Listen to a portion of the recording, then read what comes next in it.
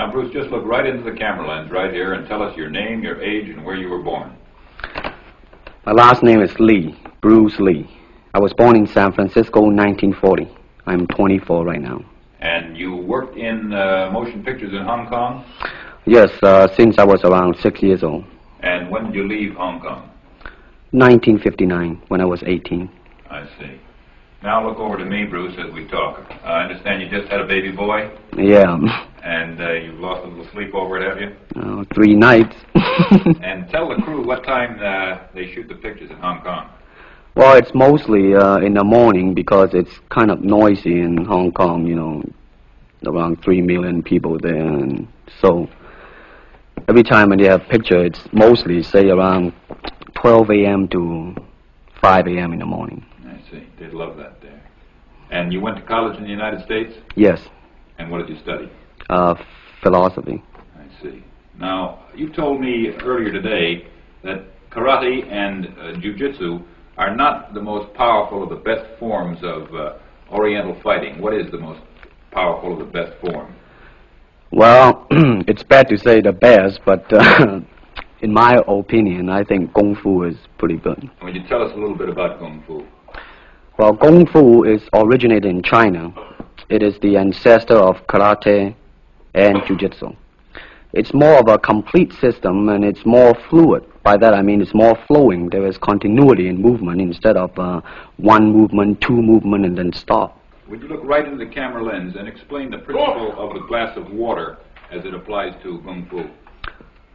Well, Kung Fu, the best example would be a glass of water.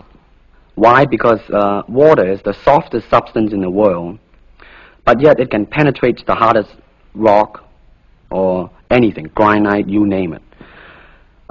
Water also is insubstantial. By that I mean you cannot grasp hold of it. You cannot punch it and hurt it.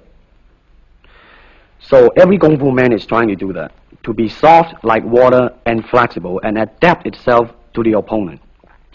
I see. What's the difference between a Kung Fu punch and a karate punch? Well, a karate punch is like an iron bar, whang. A Kung Fu punch is like an iron chain with an iron ball attached to the end, and it go whang, and it hurt inside. Okay. Now we're going to cut, and in just a second we'll have you stand up and show us some Kung Fu and some movements in Kung Fu. Okay. Cut. Got it. Okay. Test X2, take 1. Speed. Now look directly into the camera, Bruce. Directly at it. And now give me a 3/4 this way. And hold it. And give me a profile that way, all the way. Good. Hold it. Now come back to a profile on the other side. And hold that. Give me a 3/4 on that side. And then give me right into the camera again. All right. Now the camera will pull back. And Bruce, first show me the movements in the classical Chinese theater. Classical Chinese Well, theater. you know what we talked about in the office. How they walk and how they start to move. Well, in Chinese opera, they have the warrior and then the scholar. The way the warrior walk will be something like this. Walking this way, straight, come out, bend, straight, and then walk out again. An ordinary scholar would be just like a female, a weakling, 90 pounds in Child Atlas. You'll be just walking, you know, like a girl, real, shoulder up and everything.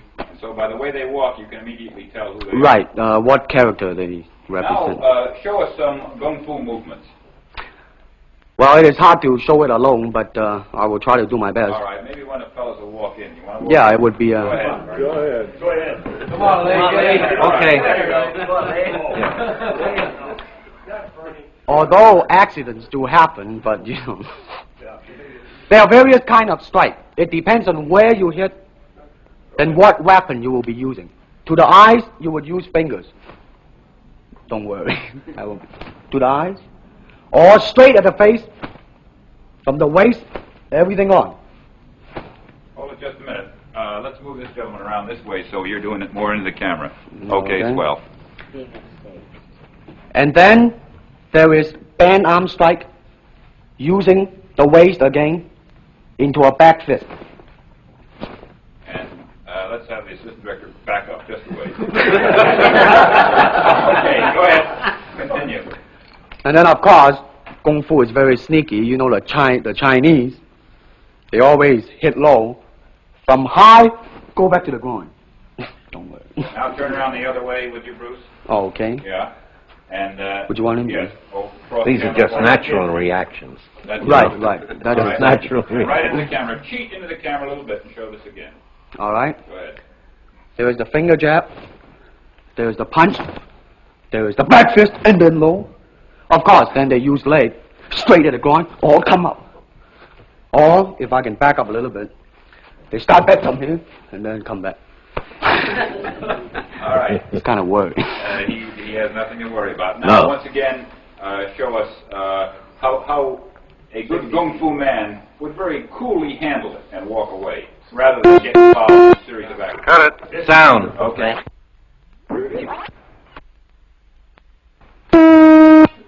Test X2, take 2. Now, Bruce, so that we can clearly see what you're doing this time, we'll face the fact that there's nobody there.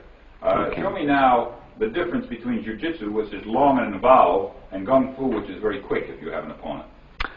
All right, for instance, you will read it in a book, in a magazine and everything, that when somebody grab you, you will first do this, and then this, and then, and then, and then, and then, thousands of steps before you do a single thing. Of course, these kind of magazine would teach you to be feared by your enemies and admired by your friends and everything. See? But in Kung Fu, it always involves a very fast motion. Like, for instance, a guy grabbing your hand. It's not the idea to do so many steps. Step him right on the instep. He'll let go. This is what we mean by simplicity. Same thing in striking and in everything.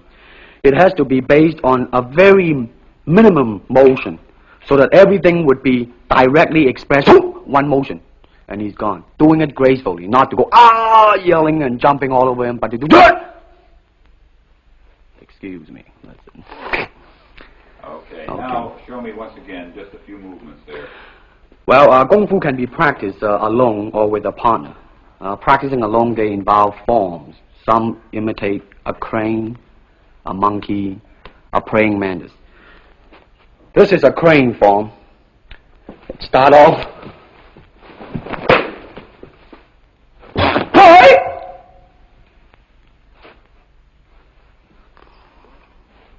This is one of the movement involved. Show us one more movement, and then we'll be all through. Okay, I'm glad to hear that.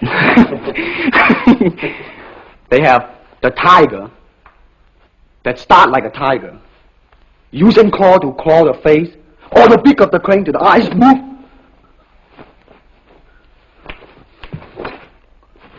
This is some of the movement involved. Thank you very much. Thank you very much.